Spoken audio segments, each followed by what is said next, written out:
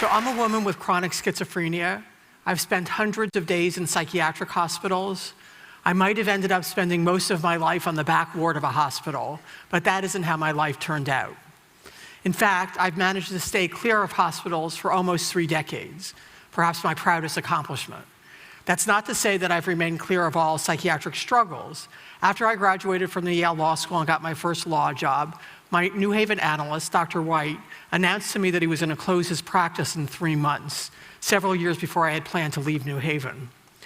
White had been enormously helpful to me, and the thought of his leaving shattered me.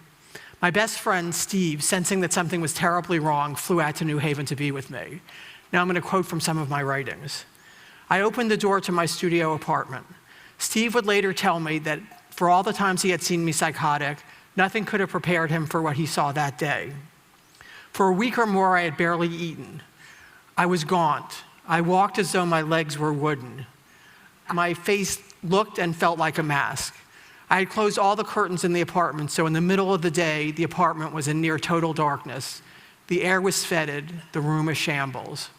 Steve, both a lawyer and a psychologist, has treated many patients with severe mental illness, and to this day, he'll say I was as bad as any he had ever seen. Hi, I said, and then I returned to the couch where I sat in silence for several moments. Thank you for coming, Steve. Crumbling world, word, voice. Tell the clocks to stop. Time has come. White is leaving, Steve said somberly. I'm being pushed into a grave. The situation is grave, I moan. Gravity is pulling me down. I'm scared. Tell them to get away. As a young woman, I was in a psychiatric hospital on 3 different occasions for lengthy periods. My doctors diagnosed me with chronic schizophrenia and gave me a prognosis of, quote, grave. That is, at best, I was expected to live in aborted care and work at menial jobs. Fortunately, I did not actually enact that grave prognosis. Instead, I'm a chaired professor of law, psychology, and psychiatry at the USC Gould School of Law. I have many close friends, and I have a beloved husband, Will, who's here with us today. Thank you.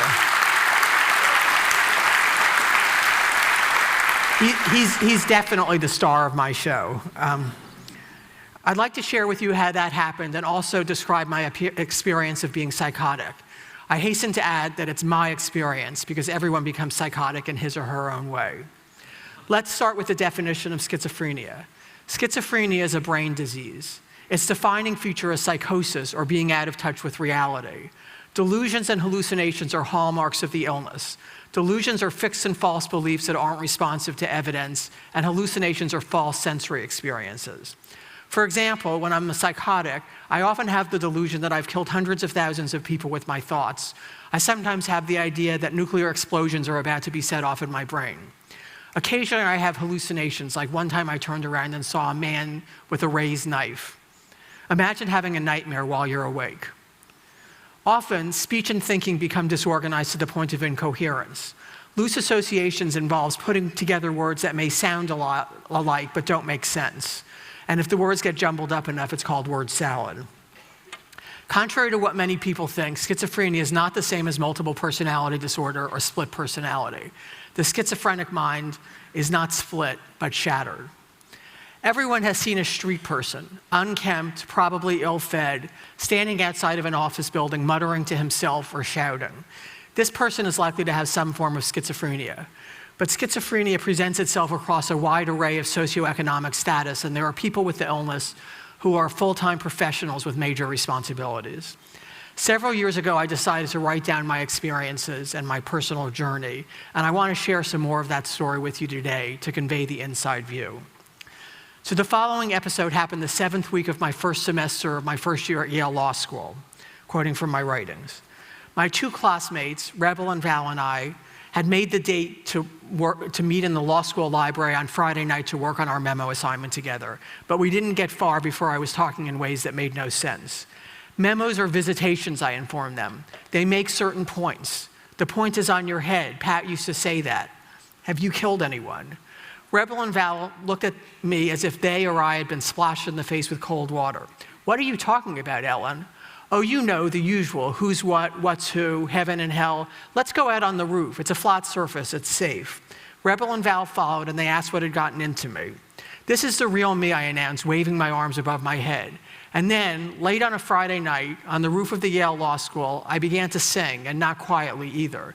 "Come to the Florida sunshine bush. Do you want to dance? Are you on drugs?" one asked. "Are you high?" "High, me? No way, no drugs. Come to the Florida sunshine bush, where there are lemons, where they make demons." "You're frightening me," one of them said, and Rebel and Val headed back into the library. I shrugged and followed them. Back inside, I asked my classmates if they were having the same experience of words jumping around our cases as I was.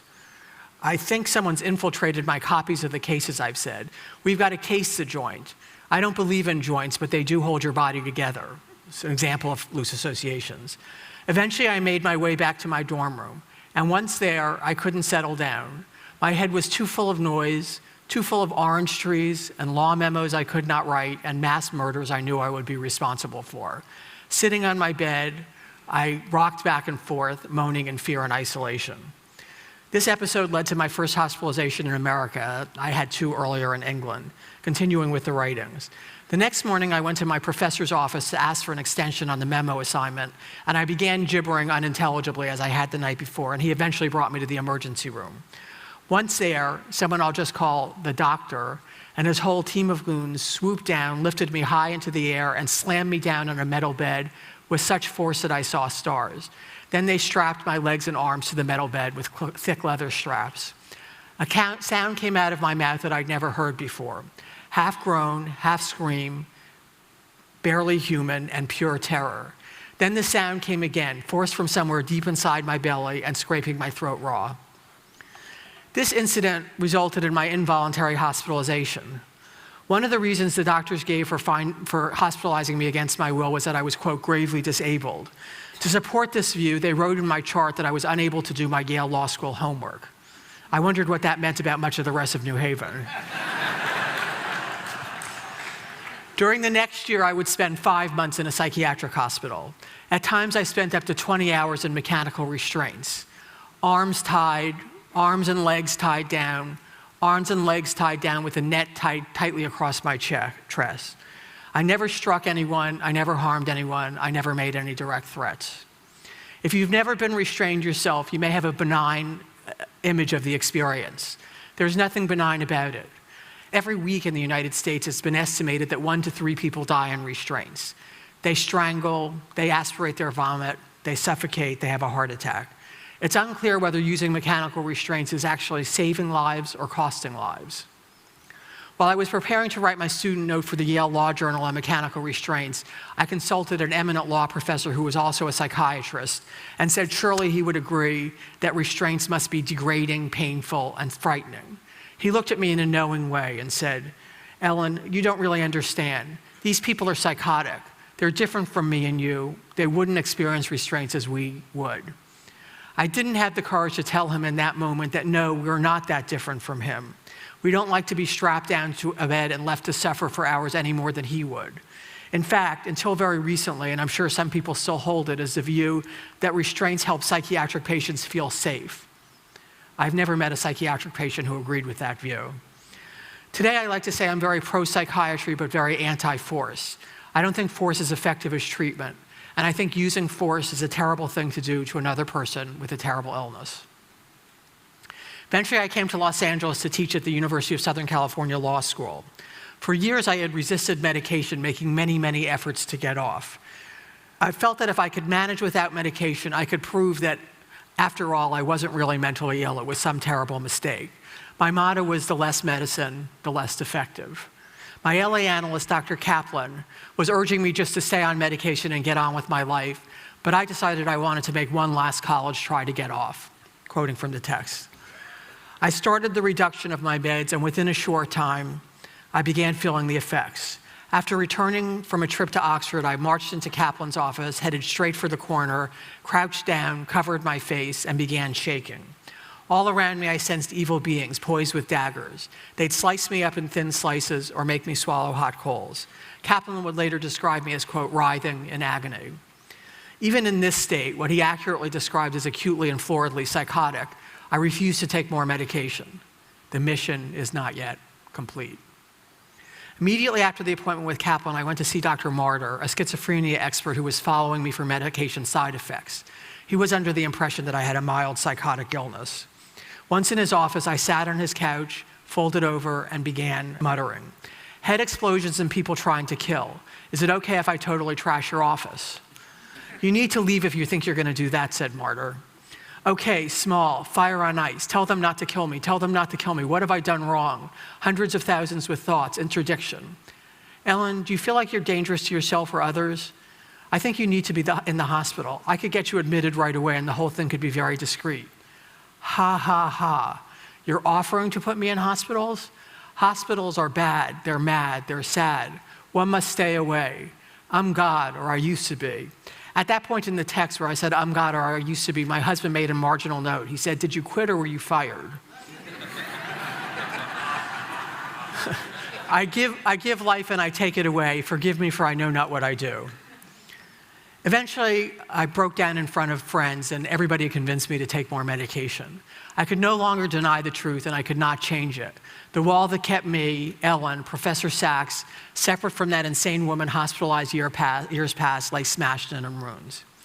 Everything about this illness says I shouldn't be here, but I am. And I am, I think, for 3 reasons. First, I've had excellent treatment. 4 to 5 day a week psychoanalytic psychotherapy for decades and continuing in excellent psychopharmacology. Second, I have many close family members and friends who know me and know my illness. These relationships have given my life a meaning and a depth, and they also help me navigate my life in the face of symptoms. Third, I work at an enormously supportive workplace at USC Law School. This is a place that not only accommodates my needs, but actually embraces them. It's also a very intellectually stimulating place, and occupying my mind with complex problems has been my best and most powerful and most reliable defense against my mental illness. Even with all that, excellent treatment, wonderful family and friends, supported work environment, I did not make my illness public until relatively late in life. And that's because the stigma against mental illness is so powerful that I didn't feel safe with people knowing. If you hear nothing else today, please hear this. There are not schizophrenics. There are people with schizophrenia. And these people may be your spouse, they may be your child, they may be your neighbor, they may be your friend, they may be your coworker. So let me share some final thoughts. We need to invest more resources into research and treatment of mental illness. The better we understand these illnesses, the better the treatments we can provide, and the better the treatments we can provide, the more we can offer people care and not have to use force. Also, we must stop criminalizing mental illness. It's a national tragedy and scandal that the LA County Jail is the biggest psychiatric facility in the United States. American prisons and jails are filled with people who suffer from severe mental illness, and many of them are there because they never received adequate treatment. I could have easily ended up there or on the streets myself. A message to the entertainment industry and to the press. On the whole, you've done a wonderful job fighting stigma and prejudice of many kinds. Please continue to let us see characters in your movies, your plays, your columns who suffer with severe mental illness. Portray them sympathetically and portray them in all the richness and depth of their experience as people and not as diagnoses. Recently, a friend posed a question. If there were a pill I could take that would instantly cure me, would I take it? The poet Rainer Maria Rilke was offered psychoanalysis. He declined, saying, don't take my devils away because my angels may flee too. My psychosis, on the other hand, is a waking nightmare in which my devils are so terrifying that all my angels have already fled. So would I take the pill in an instant? That said, I don't wish to be seen as regretting the life I could have had if I'd not been mentally ill, nor am I asking anyone for their pity. What I rather wish to say is that the humanity we all share is more important than the mental illness we may not. What those of us who suffer with mental illness want is what everybody wants. In the words of Sigmund Freud, to work and to love. Thank you. Thank you. Thank you. Very kind. Thank you. Thank you. Thank you.